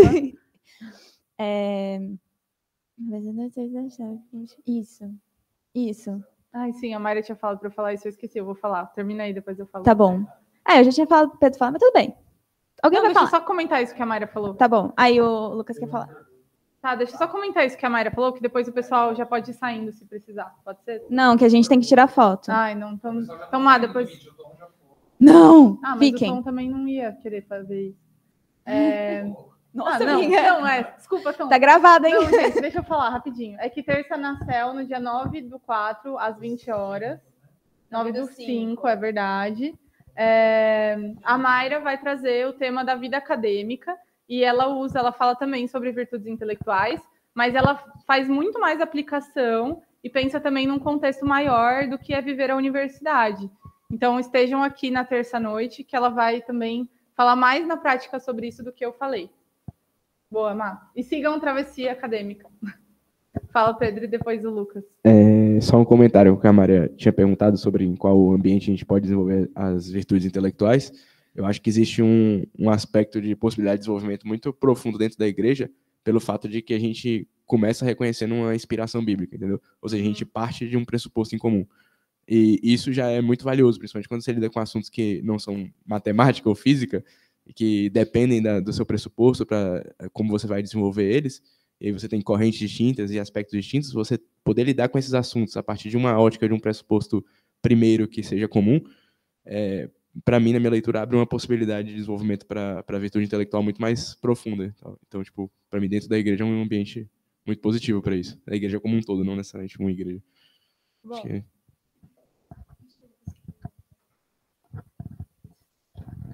Eu tenho uma pergunta. No início, você falou sobre o fato de que as virtudes elas são diferentes de habilidades, né? E E aí eu fiquei pensando, quando fazia o exercício, que muitas dessas virtudes intelectuais, elas dependem da prática ou do desenvolvimento das habilidades para que elas sejam mais afloradas ou até desenvolvidas. Eu fiquei meio na dúvida, assim, porque, por um lado, você tinha falado que a virtude ela é inata, né? Não, ela é nata da pessoa, é uma coisa da pessoa. Não, ela é adquirida. Adquirida, tá. Ela não é inata. Entendi. Mas a pessoa, então, ela pode desenvolver virtudes. Sim, ela pode desenvolver virtudes e o que você falou está certíssimo, porque cada virtude também mobiliza um determinado conjunto de habilidades, né? Então, por exemplo, a habilidade da leitura, a habilidade de fazer classificação de coisas, tudo isso nos ajuda em algumas determinadas virtudes. Só que a habilidade pode não ter uma motivação. Então, tipo, eu posso querer ser uma ótima leitora, mas só porque eu quero ter prestígio acadêmico. E se eu tenho uma virtude, ao invés de só uma habilidade, eu vou estar buscando muito mais do que prestígio. Eu vou estar buscando contribuir para o mundo do conhecimento, eu vou estar buscando aprimorar minhas crenças, vou estar buscando divulgar conhecimento. Então, tipo, a virtude, ela tem uma motivação. Entendeu? Sim. Então, é isso, gente. Vamos tirar uma fotinho. Como que faz? Então, o Arthur já foi embora. Não, mas a gente vai fazer sem o Arthur. Ué. Independente dele. Sim.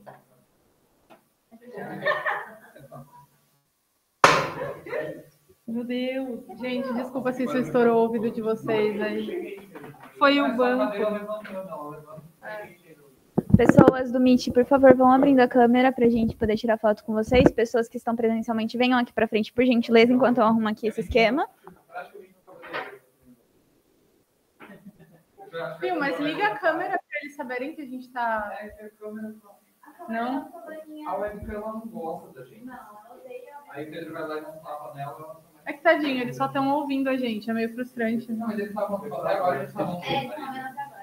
Tá. Oi, Carol, fiquei muito feliz que você veio.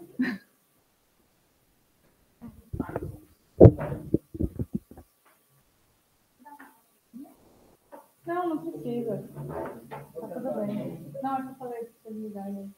Gente, acho que todo mundo aí vai ficar um pouco... Vamos ver a gente divide para os dois lados. Para caber isso. E aí pode ficar a gente abaixadinha ali embaixo, vai dar tudo certo. O celular é bom. Tá. Alguém? Alguém vai ficar abaixadinho. Eu vou abaixar com você.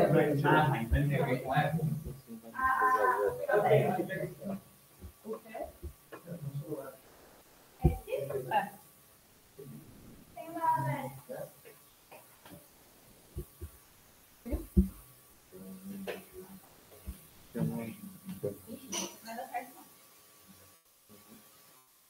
Quer tirar esse vídeo aqui? Não. Deixa eu ver. Tá bom.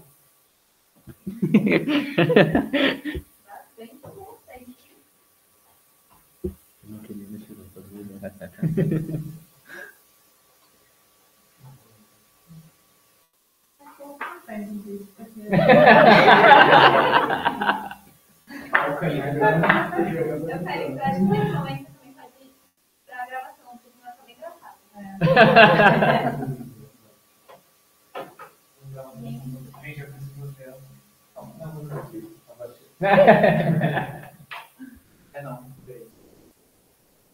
Não.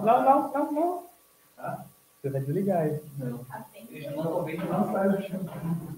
Isso, já. Não rolou? É que se eu jogasse pra cá, pra minha tela, eu gente vai pra lá.